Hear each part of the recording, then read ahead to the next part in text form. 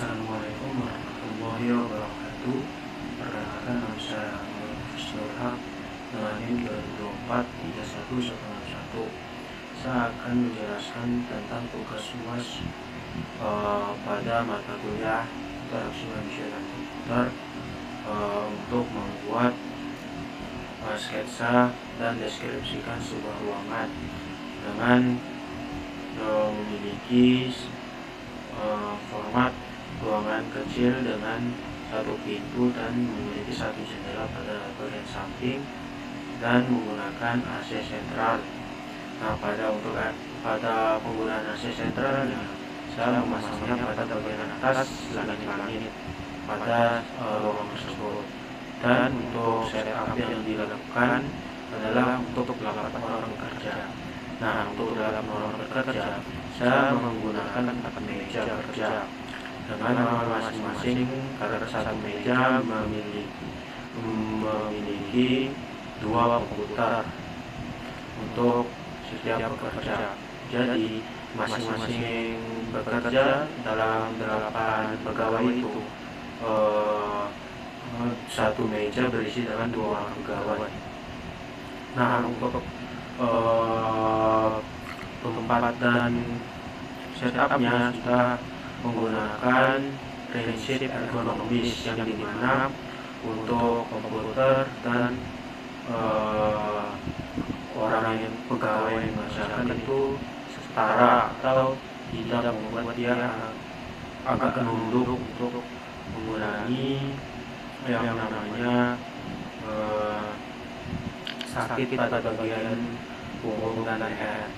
Nah, untuk pada ruang kerja tersebut memiliki 2 lampu pada bagian atas ruangan, dan untuk monitor daya dan CPU pada komputer tersebut diletakkan di bagian bawah meja. Nah, pada sketsa ruangan tersebut saya juga memasang satu dispenser air dan tanaman-tanaman hijau agar bisa menimbulkan sirkulasi atau keadaan ruangan yang tetap segar. Nah, untuk analisis pada ruangan tersebut, jika mengacu pada interaksi manusia dan komputer pada ruangan itu, pencahayaan alami bisa masuk pada pagi hari yang dapat meningkatkan produktivitas. Cahaya itu saya pasang untuk membiarkan matahari masuk pada pagi hari, dan sekiranya matahari sudah mulai panas atau agak siang, itu dapat mengganggu, makanya potensi silau dan cahaya tersebut harus diantisipasi. Caranya, saya telah memasang sebuah horden atau horden untuk mengurangi cahaya matahari yang masuk pada siang hari. Nah, untuk dari memasang AC sentral itu untuk menjaga kondisi suhu dan stabil, dan sekaligus dapat memperhatikan CPU atau komputer yang ada pada ruangan tersebut agar tetap beroperasi dengan normal dan tidak menyebabkan overheat pada komputer tersebut. Nah, untuk faktor ergonomi sudah diperlihatkan untuk posisi kerja dan perangkat yang digunakan. Nah, untuk penempatan dan CPU memperhatikan kebersihan dan sirkulasi, maksudnya agar kelihatan lebih rapi dan lebih mudah untuk membersihkan meja dan ruangan tersebut.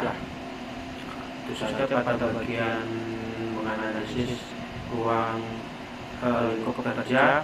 Selanjutnya adalah menambahkan interface pada aplikasi input barang.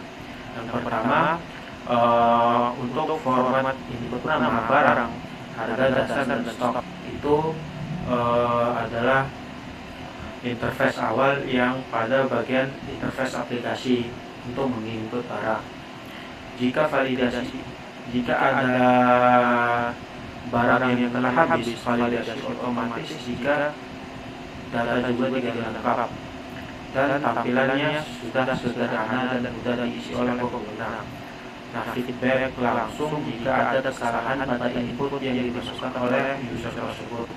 Nah, itu juga bisa menjadi user friendly walaupun usernya tidak begitu mahir pada bagian-bagian interface itu. Nah, yang kedua, interface untuk aplikasi transaksi penjualan. Untuk awal-awal untuk interface aplikasi penjualan itu memiliki input item, jumlah total otomatis, dan navigasi cepat untuk kasir atau pegawai. Nah, jika ada barang pada stok yang ingin dibeli oleh user tersebut habis, indikator yang memperingatkan langsung akan muncul secara otomatis untuk memberitahukan kepada user tersebut bahwa barang yang dipilih itu telah habis atau masih belum di restock kembali. Nah, untuk desain dari interface tersebut bisa dibilang efisien dan intuitif kalau menurut saya. Nah, selanjutnya untuk interface ketiga yaitu aplikasi untuk melapor penjualan. Ya, untuk laporan penjualan harian atau bulanan biasanya menggunakan grafik dan tabel transaksi. Untuk mengakses laporan via perangkat mobile itu dipermudah karena dia menggunakan tabel transaksi juga. Nah, untuk informasi real time-nya itu bisa dilihat melalui laporan tersebut, mana saja yang telah habis dan apa saja yang telah terjual untuk hari ini dan berapa total yang dijual dengan melihat pada interface tersebut. Nah, untuk analisis statistik antarmuka bisa dibilang desainnya ya bisalah dipahami untuk orang awam, dan label dan tombolnya masih terlihat jelas kalau menurut saya, karena menurut saya itu sudah sangat user friendly. Dan yang ketiga, feedback otomatis untuk kesalahan. Apabila user tersebut tidak mengetahui kesalahannya, dia akan atau masih belum begitu paham bagaimana, feedback otomatis membantu untuk mengurangi kesalahan tersebut.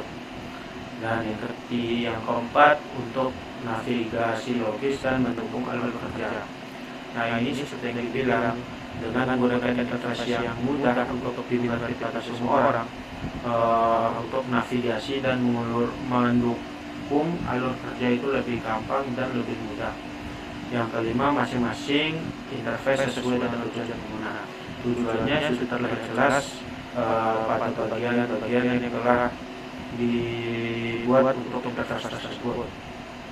Nah, segitu saja, dan diakhiri dengan penutup, ruang kerja dan aplikasi yang telah saya analis secara lengkap, desainnya sudah memperhatikan ergonomi dan kenyamanan, dan juga efisien.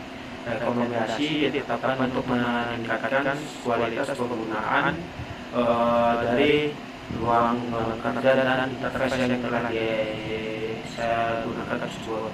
Dan untuk pentingnya prinsip IGMK dalam desain ruang dan sistem digital bisa membantu untuk seorang pekerja maupun user dan pengguna pembuat interface tersebut dapat memudahkan orang lebih banyak. Nah, segitu saja dari saya. Terima kasih. Lebih dan kurang saya mohon maaf. Wabillahi taufiq wal hidayah. Wassalamualaikum warahmatullahi wabarakatuh.